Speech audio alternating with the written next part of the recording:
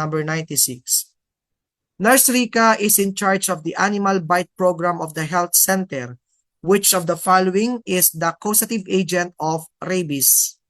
A. Parasite, B. Virus, C. Bacteria, or D. Fungi? Anong kasagutan natin dyan, nurses? What is the causative agent of rabies? The causative agent of rabies is what?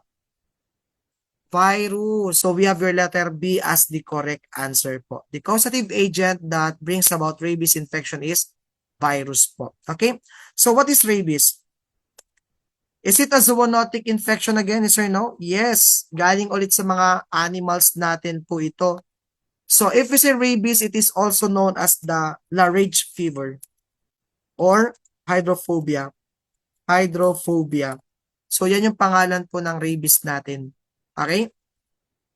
Rabies is also known as the La Rage or the hydrophobia. So what is the causative agent of your rabies? The agent is a virus. Anong pangalan ng virus natin? The rhabdovirus or the rabies virus. Yan, the rhabdovirus or the rabies virus. Always remember that it is a fatal but preventable disease. 100% fatal but 100% preventable po ito. Pwede po nating maiwasan yung rabies through vaccination and early treatment. Okay? So, if we say rabies po, rabies is an acute. It is an acute viral disease. It is an acute viral disease of the central nervous system. So, ano po ang inaatake ng ating virus? Central nervous system. Or in short, that is your brain. Tama? That is your brain. So, kapag ito po ay umabot sa utak ng ating pasyente, it causes your encephalitis. It causes acute encephalitis. At yun po yung nakakamatay dyan. Encephalitis. So, again, if the virus reaches the brain and the spinal cord, it is always fatal na once clinical symptoms appears. So pag nakitaan mo na po siya ng sintomas ng rabies, pwedeng mamamatay na po yung pasyente natin. Hindi na po siya marireverse kasi nga too late na kapag nakitaan mo na siya ng sintomas ng rabies kasi yung virus umabot na po sa kanyang utak. At yan yung complication ng rabies, yung ating encephalitis. Okay, yan yung ating encephalitis. So, the agent is the virus, the rhabdovirus or the Lassa virus po. Ang ibang pangalan niya is Lassa virus or the rabies virus. Yan. Ano ang shape ng rhabdovirus? Ang shape ng rhabdovirus po is bullet shape. Para siyang bala ng baril. Yan. Rhabdovirus is a bullet-shaped virus that attacks your CNS. So ito po ay isang klase ng RNA virus. Ito po ay isang RNA virus. Next, let's talk about your vector or reservoir of infection. Vector or reservoir. Ano po yung principal vector natin? Ang principal vector natin ay dogs or 99% of all cases po ay galing po yan sa mga aso. Yan. Aside sa dogs, pwede rin po mag-cause ng rabies ang cats, ang bats, ang monkeys, and wild carnivores. Yan. And other wild animals. So sila po yun, cats, bats, monkeys, and wild animals. So yung mga daga, hindi po sila nagko-cause ng rabies. Tandaan nyo na. So yun yun. So what is the mode of transmission po? Mode of transmission is via contact. Direct contact through animal bites. So, pwede ka pong magkaroon ng rabies through animal bites and that is the number one mode of transmission. Mga bites of an infected animals. So, again, bites of infected animals. Number 2, pwede pong scratches lang. Scratches or abrasions. Gas-gas lang ng mga kuko ng animals natin. And number 3, we have also your inoculation. Inoculation of animal saliva. Inoculation of animal saliva into open wounds. Yan, into your open wounds, into your eyes, into your mouth, or into your nose, or mucous membranes po. Yun yan ha. So again, these are the 3 common mode of transmission of your rabies. Yan po yung mga 3 most common na mode of transmission ng rabies. So sino po yung mga high risk sa rabies infection? High risk individual number 1 is young children. So 95% yata kung hindi nagkakamali of all cases of your reported cases of rabies is among children, mga bata less than 15 years old. Young children less than 15 years old ang isa sa may mataas na kaso ng rabies infection. Number 2, we have also your veterinarians kasi sila po yung may contact po sa ating mga animals. Number 3, mga animal handlers. Yan. Ano pa? Number 4, mga pet owners. Yung may mga alagang aso. Yan. And number 5, we have also your laboratory personnels. Yung mga nag-handle po ng mga specimens. Yan yung mga nag-handle ng specimens. Now, ilang months po ang incubation period ng rabies? Ilang months? Incubation period. So ilang months po bago makitaan po yung pasyente ng signs and symptoms ng rabies? Nasa 1 to 3 months po. It takes 1 to 3 months bago makitaan po yung ating pasyente ng signs of rabies. Pwede rin po siyang several days to 1 year. Depende po yan. Nakadepende po yan sa site of bite. Kapag ikaw po ay kinagat po sa malapit sa utak mo, mas shorter po yung incubation period po niya. Head bites. Head or facial bites has the shortest incubation period. Lumabas po ito sa board exam. Pag kinagat ka sa leeg, sa mukha, mas shorter po yung incubation niya kasi mas malapit po yun sa utak natin. Yan. Head or facial bites has the shortest incubation. Also your neck. Kapag kinagat ka sa neck, yun. Yan. So, paano po ba yung pathophysiology ng ating rabies? Paano nagkakaroon ng rabies infection? Para nagkakaroon, yan, copyain natin. Erase ko muna to. Okay, the pathophysiology of rabies po. Paano nagkakaroon ng infection sa rabies? Pathophysiology. Number 1, ang mangyari dyan, the virus will enter. Yan. Okay, enters through bite wound po. Kakagating ka ng aso or ng pusa. Then number 2, yung virus, it will replicate. Yan. Virus will replicate in the muscle tissue. Virus replicates in muscle tissue po. So, kaya nga napaka-importante that within 7 days of your bite, kailangan magpaturok ka ng immunoglobulin. Okay? Kasi yung virus, nandun pa siya sa muscles. Diba? Ini-infiltrate natin yung mga natitirang mga vaccine sa mismong bite site. Kasi nandun pa po yung mga virus ng rabies dun sa muscle tissue mo. Doon pa sila nagre-replicate, nagpaparami. Hanggang sa ma-reach po nila yung peripheral nerves mo. Then, they will travel. They will travel through your peripheral nerves. Yung mga nerves mo po sa kamay, sa paa, yan. Yan po yung gagamitin po nila as a pathway papunta sa inyong spinal cord at sa utak natin. Number 4, then the virus will reach what? Then it will reach your spinal cord and brain. So yun yung yun yung target ng virus. Makapunta siya sa central nervous system mo, dadaan siya sa peripheral nerves, papunta sa spinal cord, and papunta sa brain mo. Kapag nasa brain mo na siya, it causes brain swelling po. Causes brain swelling or inflammation. Brain inflammation. At anong tawag doon? Encephalitis. Nakakamatay po ba yon? Yes. Encephalitis. Then kapag inflamed na po siya sa brain cells mo, pupunta siya sa salivary glands mo. It will spreads to salivary glands. Kaya nga 'di ba kapag meron ng rabies yung pasyente, nakikita na po siya ng signs of rabies ay nire-restraint na po sila para hindi po sila makakagat po ng iba. Yun. Okay?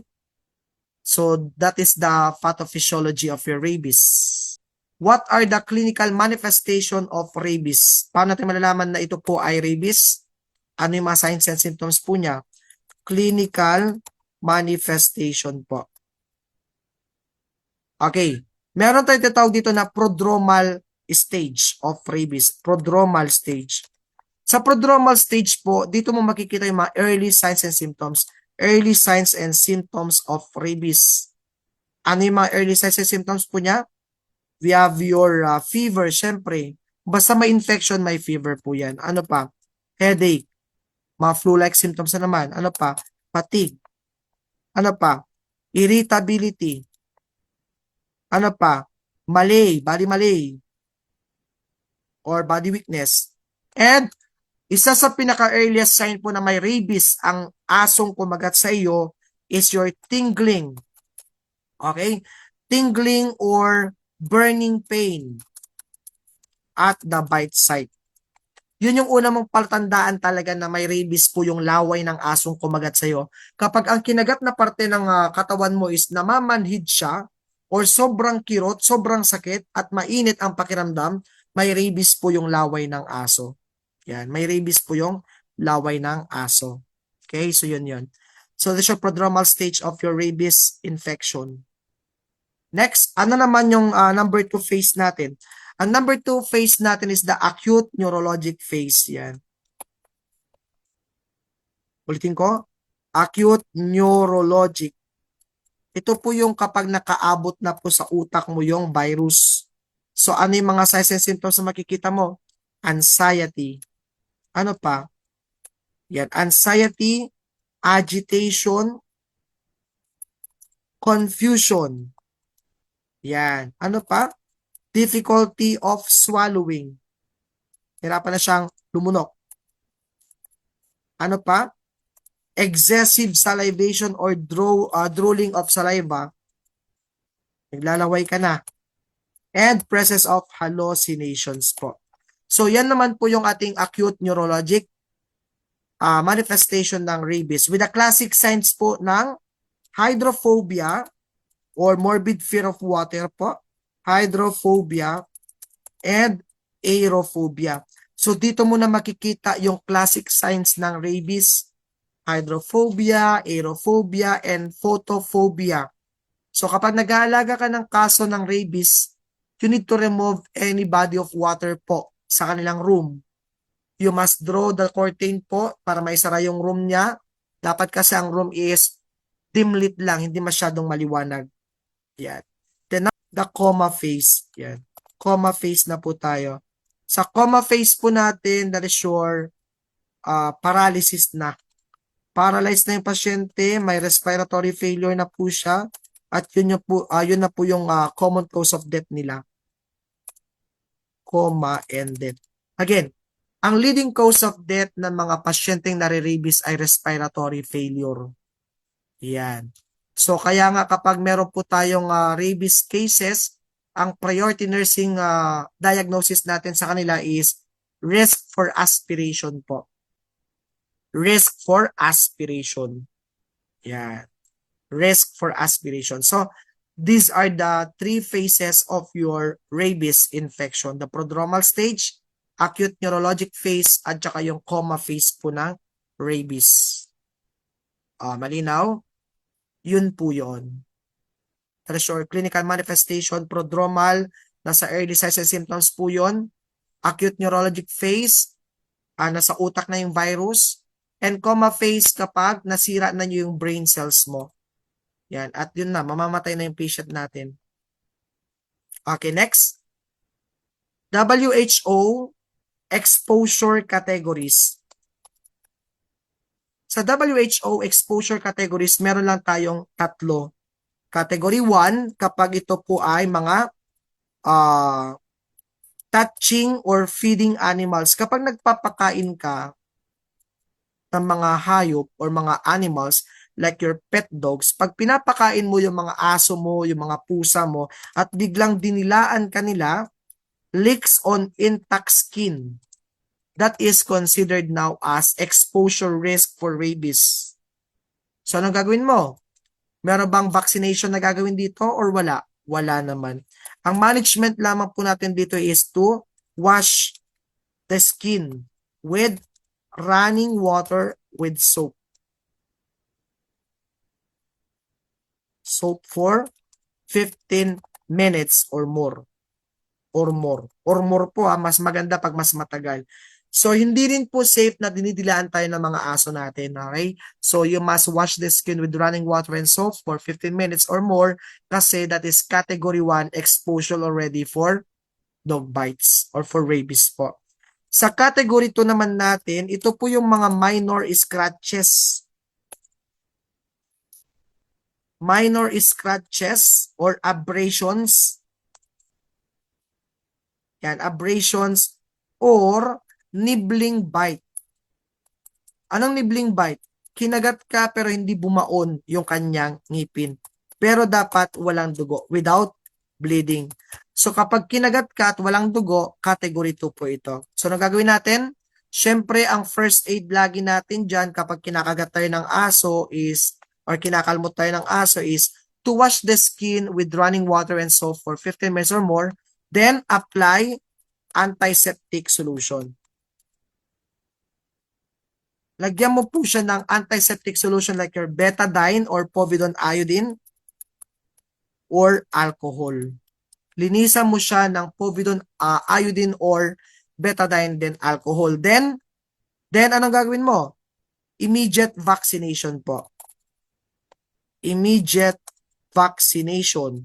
Anong vaccine ang ibibigay mo? Ang binibigay na vaccine po dito is your active vaccines.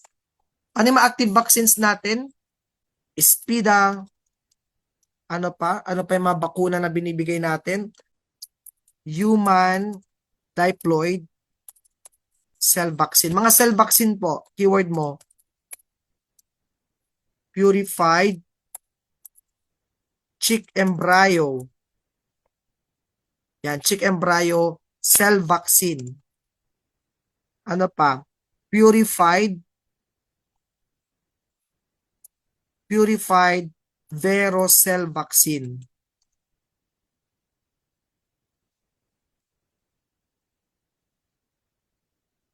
Yan mga yan. Pag mga cell vaccines po, that is your active vaccines. Ano pa? Purified duck embryo vaccine. Yan. So sila po yung mga bakuna po natin for your active anti-rabies immunization. Tapos, kailangan makompleto mo po yung doses natin. Ano yung doses natin? Dapat ay magkaroon ka ng 4 series of vaccination. 4 series of vaccination po. So, ayun yun na, 4 series of vaccination. Kapag ito po ay first time mo, ikaw ay makakatanggap ng dose day 0, yan, day 0, day 3, day 7, at saka day 14. Kapag immunosuppress ka, kunwari meron kang sakit na nakakabagsak ng immune system, it requires also your day 28. Yan. Pero yan yung ating 4 series of vaccination. So, pero kapag ikaw po ay nabakunahan na dati, na wala pang 5 years yung bakuna mo, kung wala pang 5 years yung 4 series of vaccination mo, ang ibibigay na lang po sa iyo as a post-exposure vaccination ay 2 doses na lang. Okay? Day 0 tsaka day 3 na lang pag ganun. So, 2 doses na lamang yung ibibigay sa iyo pag ganun. Okay po? Huwag niyo kakalimutan. Kasi effective po ang rabies vaccine for 3 to 5 years. kapag kinompleto mo ang day 0, day 3, day 7 to day 14 mo, it will provide you a protection against rabies up to 3 to 5 years. So pag kinagat ka na ulit, sa span of 3 to 5 years, all you need to do is to boost your doses with 2 doses na lang ng ating anti-rabies vaccine. Kunwari, kung ako ay tinurukan ng 4 doses ng anti-rabies ng 2023, kapag nakagat ako ng aso, nakalmot ako ng aso, ako po'y magpapaturok na lamang ng 2 doses. Yan. So every after 2 months po na ikay makalmot, makagat, dapat nagpapaboost ka po. Nagpapaboost ka dapat. Good for 2 months po yung boost natin. So kailangan kapag lumagpas na po ng 2 months yung booster mo, magpa-booster ka ulit kapag nakalmot ka ulit. So there's your category 2. Kapag category 3 naman kasi, ito na yung malala. Kapag category 3 na po yung ating dog bite, ito na po yung may mga kagat talaga, single or multiple bites na siya. Or baka meron ka ng lacerated skin, yan. Or avulsion, yung natanggalan ka na ng balat, natuklap na. Okay, or saliva contamination sa mata. Saliva contamination sa mata mo. Kunwari, nalawayan ng aso yung mata mo, tumalsik yung laway niya, yan. In mucous membranes.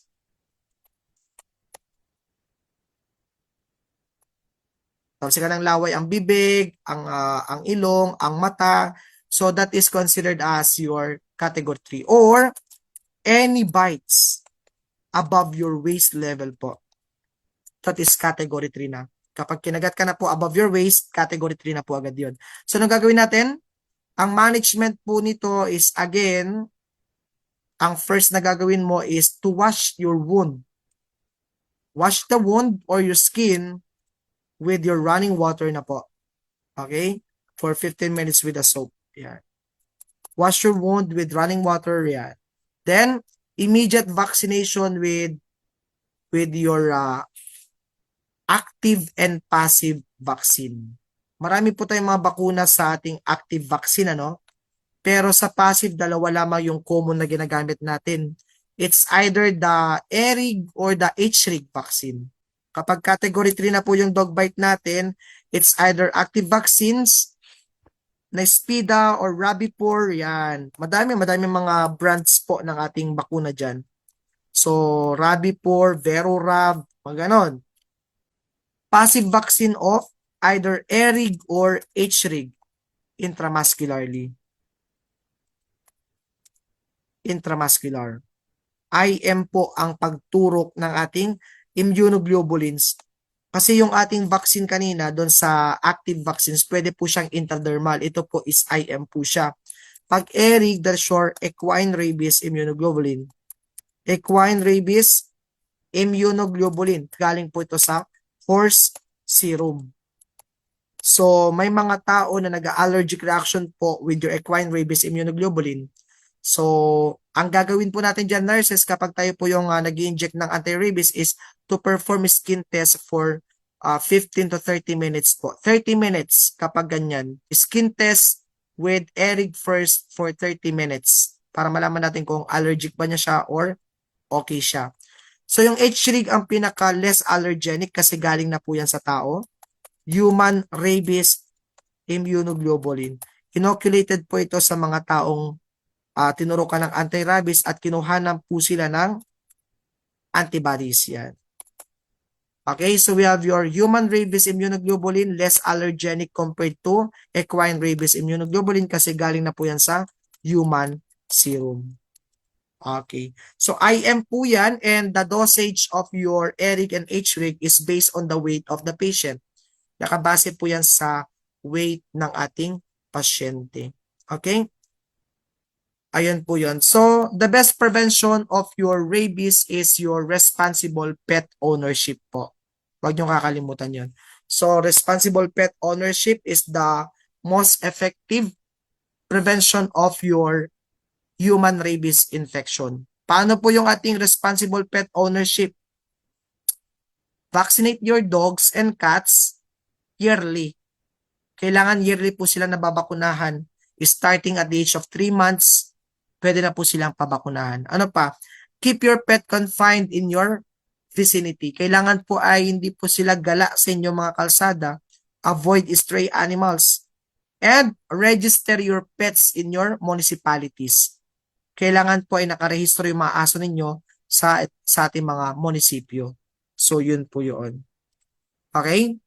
So, wag nyo kakalimutan, that is your rabies. 100% fatal but 100% preventable. Which is the best strategy to control incidents of rabies in the community? Ang tama sagot? Responsible pet ownership. What is the Republic Act for your Rabies Control and Prevention Act in the Philippines po? Ano yung ating Rabies Prevention Act? Ano sagot natin? RA 9482. Huwag niyong kakalimutan. The Anti-Rabies Act of 2007, RA 9482. And March is your Rabies Awareness Month. March po ang ating Rabies Awareness Month. Number 98. Which advice or best advice the nurse should give in case of dog bite? Anong gagawin daw kapag may dog bite? Wash your wound thoroughly with your running water. So letter D po. Bawal maglagay ng mga garlic, hot stone, papaya, at saka tandok sa mga dog bites natin. No tandok, no hot stone, no papaya, no vinegar, and no garlic po. Anong gagawin mo lang kapag kinagat ka ng aso? Wash thoroughly the wound with running water with soap for 15 minutes or more. Yan. Last two question. Number 99. What advice should be given to the owner of the dog in case of dog bite? Give away the animal, impound the dog, kill the dog, or feed well and observe the dog. So pag ang pet mo ay nakakagat po ng tao, you need to what? You need to observe the dog for 10 to 14 days. And during your observation, you need to care the dog well. Feed them well and observe them well. Kapag hindi namatay yung aso in 10 to 14 days, it means that the dog is free of rabies po. Okay? So letter D ang tama sagot. Pag hindi namatay in 10 to 14 days, ibig sabihin yan, walang rabies ang asong nakakagat sa iyo. Okay? And number 100, which important information should the nurse should inform the public about rabies? It could be prevented. Letter A po. It is 100% fatal but 100% preventable. So letter A is the correct information or important information should you relay to the public about rabies.